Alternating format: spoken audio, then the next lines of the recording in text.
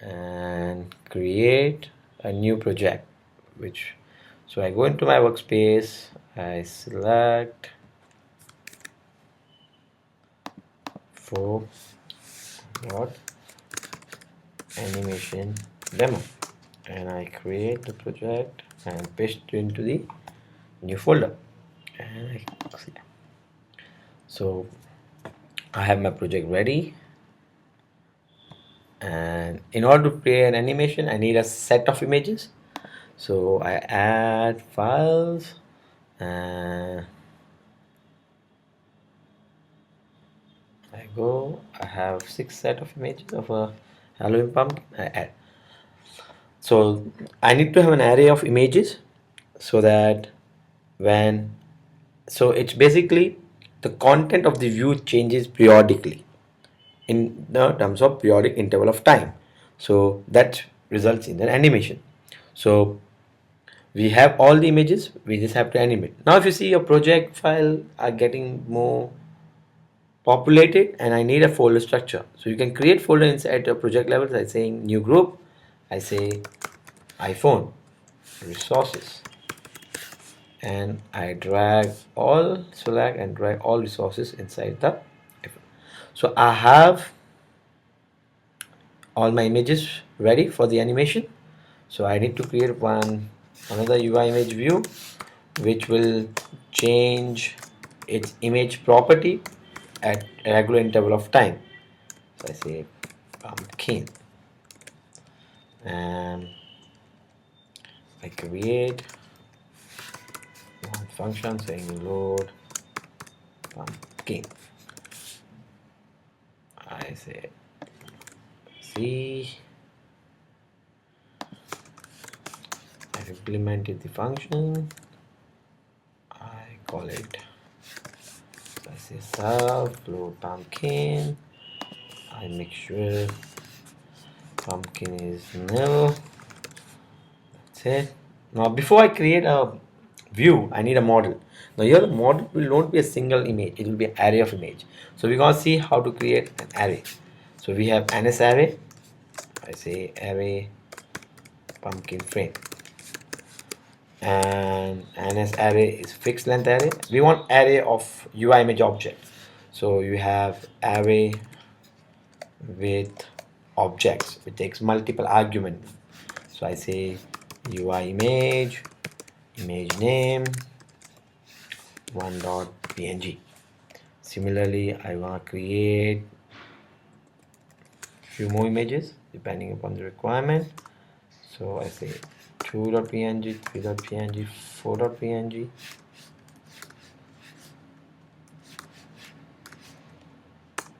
5, 6. So I create all the array of 6 UI images. Now it's time to create a UI image view. There's a pumpkin UI image view arc init with image. Now I don't have to create any separate label or separate variable for the UI image. I can extract the image from the array. So I will say AR pumpkin of aims object and index say 0. So I've initialized my pumpkin with the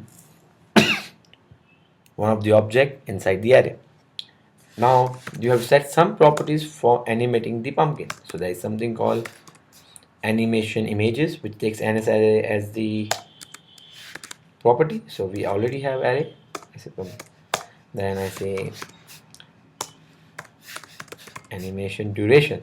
Now, animation duration tells in how many seconds you want to loop one set of images. So I say I want to loop say 0.3 seconds. So changing the duration is in terms of seconds, you get the frame rate. And last step, self.view, add subview, image view. Now when you run this program, you'll find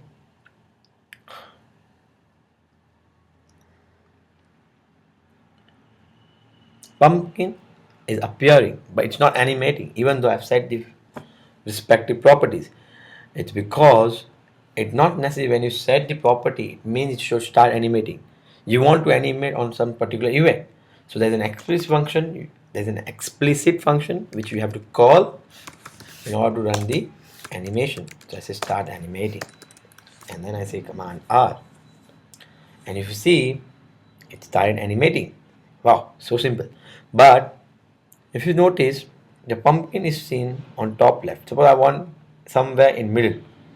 So when you initialize with the image, it takes the rectangle in such a way that it takes the dimension of the image as width and height, but the origin are taken as 0, 0. Therefore, whenever you use init with image, your image view will be appearing on the top left towards the of the screen. Suppose I want to move the image view, there's the property called center, and center is nothing but a CG point. So I will say CG point make, and I say 40 comma say 100.